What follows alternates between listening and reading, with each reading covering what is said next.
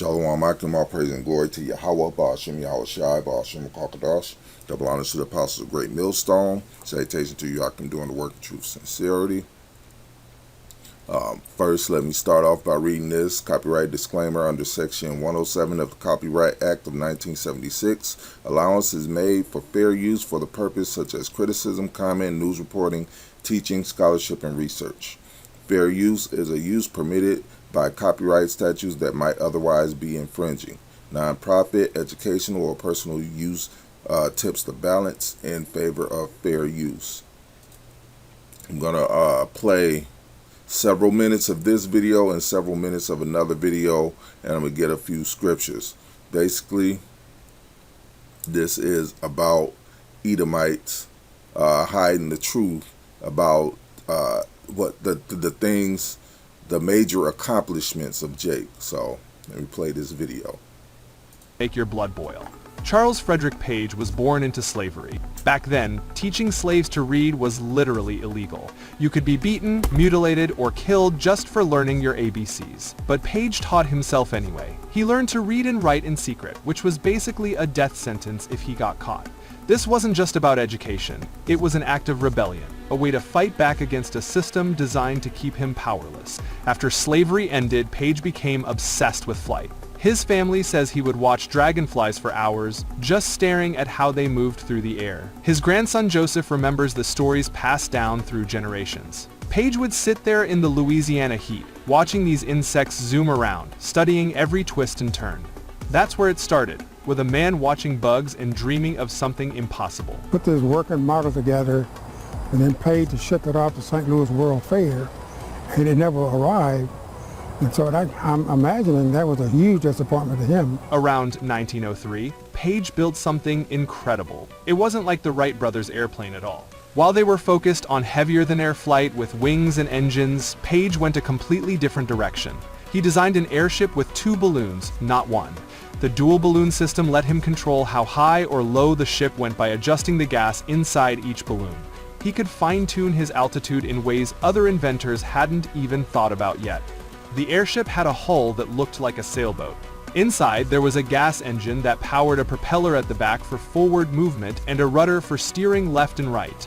It was lighter than air, floating like a balloon but with real control over direction and speed. While the Wright brothers were figuring out how to keep a heavy plane in the sky using wings and aerodynamics, Page was solving the problem from the opposite angle using buoyancy.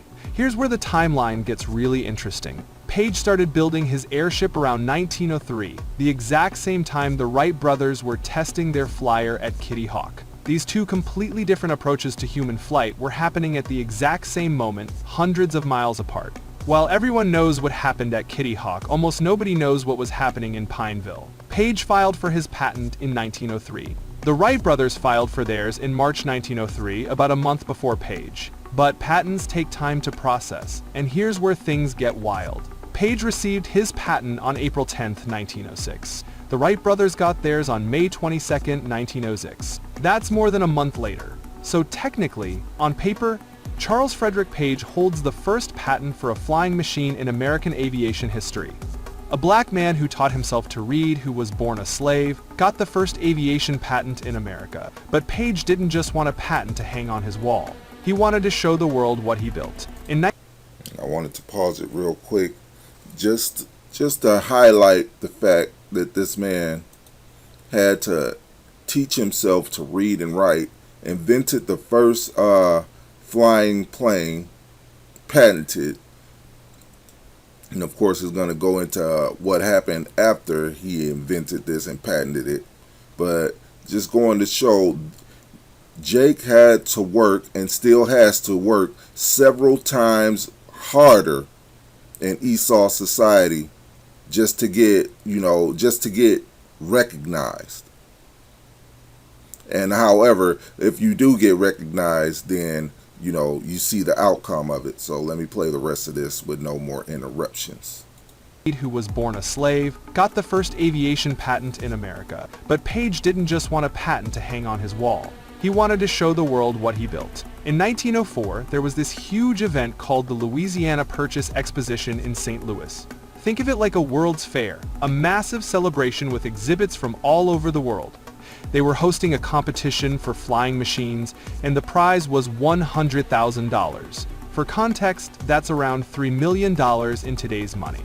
Life-changing cash. Page took every penny he had saved and built a full-size working model of his airship. He tested it at home in Pineville, and it flew. His family watched it fly. His neighbors saw it. Local newspapers even wrote about it. There were actual reports in Louisiana papers talking about this black man who built a flying machine. This wasn't just a drawing or a theory anymore. It was real. It worked, so Page carefully packed up his airship and shipped it by train to St. Louis. He was going to follow it there, show it off to the judges, demonstrate how it flew, win that prize, and change his family's life forever. He was going to become a name everyone remembered. The airship never made it to St. Louis. It vanished. Just gone. No explanation, no record, no apology, nothing. One day it's on a train heading to the biggest opportunity of Page's life, and the next day it's like it never existed. The train arrived, but his airship didn't. There's no official report about what happened to it, no investigation, no railroad company taking responsibility. It just disappeared. Now, there's no smoking gun here. There's no document that says someone stole it or destroyed it on purpose. But here's what we know about America in 1904. This was the height of the Jim Crow era. This was when black people who became too successful, who made white people look bad, didn't just lose their businesses, they lost their lives. Entire communities full of black people were burned to the ground for the crime of doing well. Tulsa's Black Wall Street was destroyed in 1921. Rosewood, Florida was wiped off the map in 1923. And those are just the famous ones. Lynching. So, you get the gist of it. The whole video is a good video. You see the title, you can watch it. And I just wanted to show that the first flying machine was actually invented by a Jake. And they basically made his contribution disappear and never talked about it.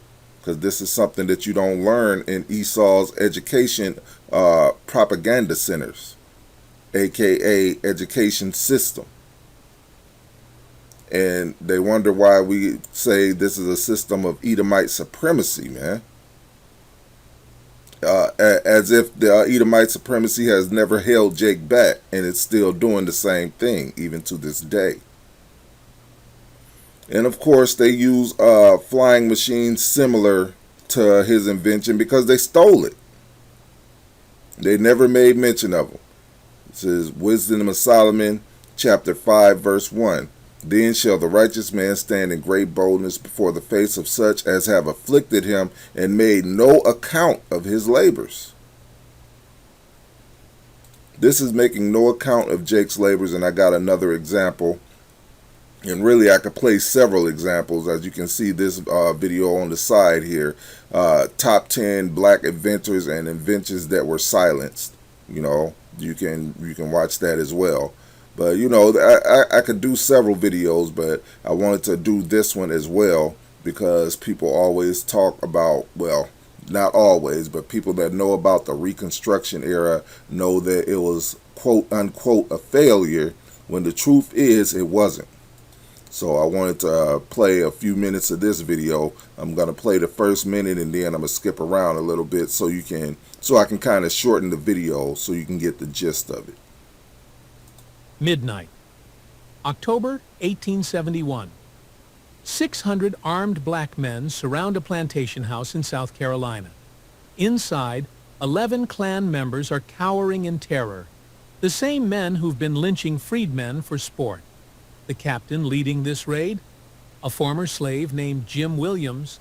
What happens in the next 60 seconds will be erased from every history book for the next 150 years. Because when those doors kicked open, everything white America believed about power, race, and violence shattered. They couldn't let you know that black soldiers didn't just fight the KKK, they absolutely crushed them. The year is 1865. This is where I'm gonna fast forward because it gives the history. Like I said, the whole video is good. I watched the whole thing. And I'm going to fast forward so you can get the gist of it.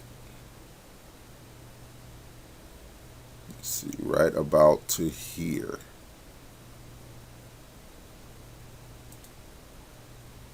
Williams musters his company, all 600 men, and they are waiting for permission to defend his people. Williams musters his company. Now, just for the context, Jake, after a whole lot of lynchings in Jake neighborhoods back in 1861, fresh out of slavery, the Jake militias formed to stop the KKK from terrorizing their neighborhoods. This was part of the Reconstruction, and basically they got permission by the government. They were recognized as regular military. Then of course it was all Jake militias, but they were recognized as regular military, and they were given the task of basically policing their own neighborhoods. And this is when the Klan was basically going wild, finding whatever Jake they wanted and lynching them for sport. So that's basically a little overview. So let me play this without any further interruptions. Violence, and he's done waiting for permission to defend his people. Williams musters his company, all 600 men, and they begin a night march that will become legendary in black communities, even as it's erased from white historical memory. They move through the darkness with military precision. No torches, no noise, just the sound of boots on dirt roads. Their target, the plantation of a known Klan leader, a man who's openly boasted about his role in multiple lynchings. When they arrive, Williams positions his men in a complete perimeter around the house. There's no escape, no way out. Then they move in. The doors splinter under their assault. Klansmen who'd spent years terrorizing defenseless families suddenly find themselves staring down the barrels of rifles held by black soldiers who have every legal right to be there. Williams and his men arrest 11 Klansmen that night, dragging them out in their nightclothes, binding their hands, and marching them to federal custody. Not a single shot is fired. The entire operation is executed with the kind of discipline that would make any military commander proud. And that's exactly what terrifies white supremacists. This isn't a mob, it's an army. Word of Williams's raid spreads like wildfire through South Carolina's black communities. If it worked in York County, it can work everywhere. Within weeks, black militia captains across the state are conducting similar operations. In Union County, a black officer arrests an entire Klan den. 19 men captured in a coordinated midnight raid. In Spartanburg, Klansmen start fleeing to North Carolina before the militias can reach them. In counties where black militia companies actively patrol, Klan violence doesn't just decrease, it nearly vanishes. The statistics are stunning. A 90% drop in terrorist attacks wherever black soldiers operate. This isn't coincidence. This is what happens when oppressed communities finally get the tools to defend themselves. Federal prosecutors move quickly to capitalize on the momentum. By late 1871, they've arrested over 600 Klansmen in South Carolina alone. Trials begin in federal court, and for the first time, Klan members are facing real consequence. Black militiamen take the witness stand and testify against the terrorists who'd brutalized their communities. They name names, describe crimes, and provide evidence that leads to convictions. The Klan's aura of invincibility is shattered. Members who'd hidden behind hoods and darkness are being exposed in courtrooms and sentenced to prison. The entire power structure of white supremacist terror is being systematically dismantled, not by white saviors or Northern charity, but by black military organization and federal support. It's working. Against all odds, against centuries of oppression, against a terrorist organization that seemed unstoppable, black militias are winning. The original Ku Klux Klan, the one founded by Confederate veterans in 1865, is on the verge of complete collapse in South Carolina. This should be one of the great triumphs of American history, a story of oppressed people using legal means and military discipline to defeat their oppressors. This should be taught in every school. celebrated in every textbook. But that's not what happens. Because Northern whites are watching all of this unfold, and they're starting to get uncomfortable. They're seeing newspaper illustrations of black soldiers with rifles arresting white men. They're reading accounts of black captains interrogating Confederate veterans. They're realizing that armed, organized black communities represent a fundamental shift in power, and many of them don't like it. Northern industrialists worry about labor unrest if black workers get ideas about armed resistance. Northern Democrats see an opportunity to reclaim Southern votes by abandoning Reconstruction.